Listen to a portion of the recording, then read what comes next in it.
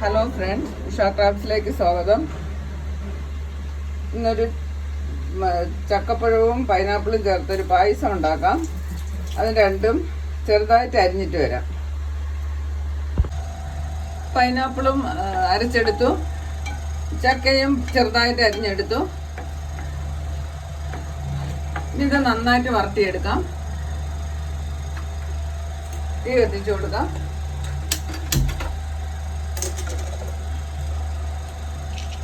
കുറച്ച് നെയ്യും കൂടെ ഒഴിച്ചു കൊടുക്കാം.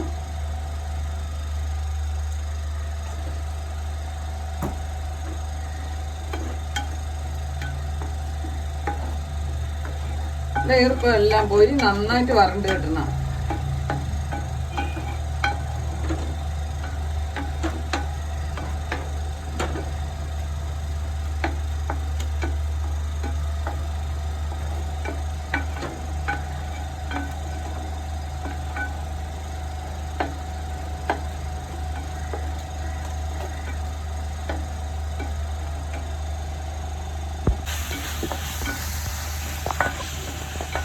ശർക്കരയും കൂടെ ചേർത്ത് കൊടുക്കാം.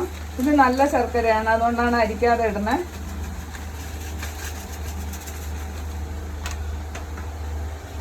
നേരിട്ട് ചേർത്തു.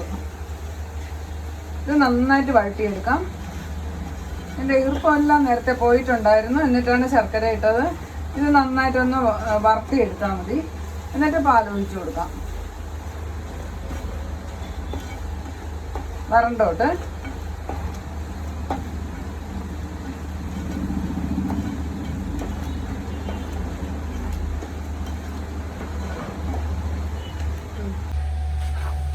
നന്നായിട്ട് വരണ്ടിട്ടുണ്ട്. ഇനി പാലൊഴിച്ചു കൊടുക്കാം. ആദ്യം ഇതില് അരി 2 സ്പൂൺ അരി കുറുകിയതും കൂടെ ചേർത്ത് കൊടുക്കാം. ഒന്ന് കട്ടിയാവാൻ വേണ്ടിയാണ്. അത് നന്നായിട്ടൊന്ന് റെഡിയായി വരുന്നുണ്ട്.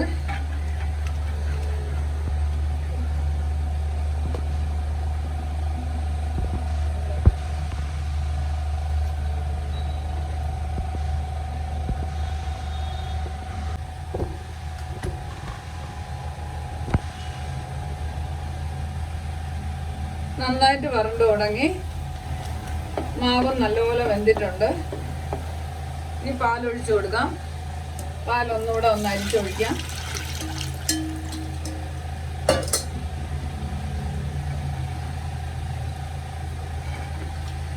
ഇത് രണ്ടാമത്തെ പാലാണ്. ഇനി ഒരു പാലൂടെ പിഴിഞ്ഞൊഴിക്കാം. ഫസ്റ്റ് പാല് അവസാനം ഒഴിക്കാം.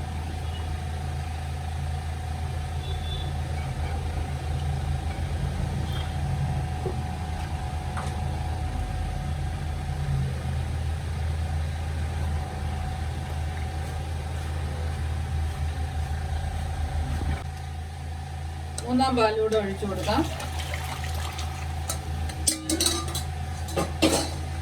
ഇത് നന്നായിട്ടൊന്ന് കുറുകിക്കോട്ടെ.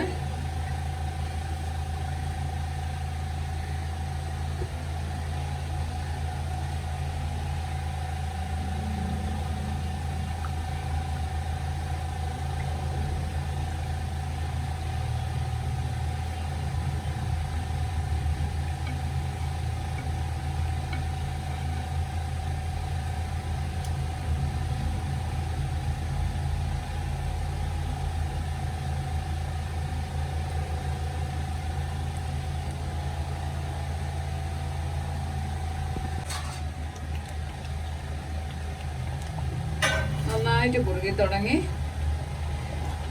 ചെറിയൊരു പുളിയുണ്ട്. ഒരു 2 സ്പൂൺ പഞ്ചസാരയും കൂടെ ഞാൻ ചേർത്തിട്ടുണ്ട്. അത് പൈനാപ്പിളിന്റെ ചെറിയൊരു പുളിയാണ്. ചെറുതായിട്ടേ ഉള്ളൂ.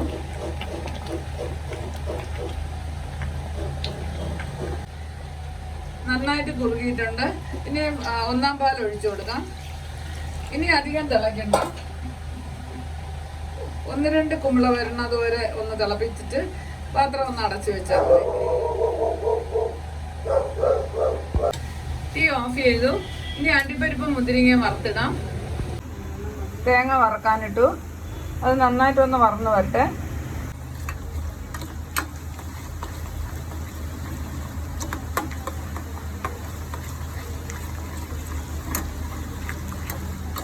ഒരുവിധം മൂത്ത് വന്നു. ഇനി അണ്ടിപ്പരിപ്പ് ഇട്ട് കൊടുക്കാം.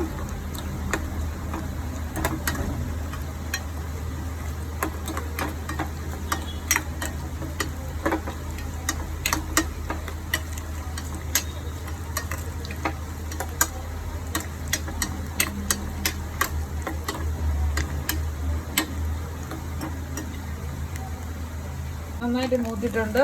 ഇനി കിസ്മിസ് ഇട്ട് കൊടുക്കാം.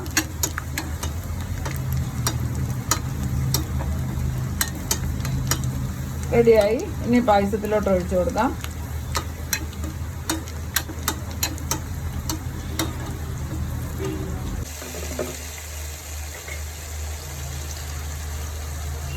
നല്ലൊരു പായസം റെഡിയായി.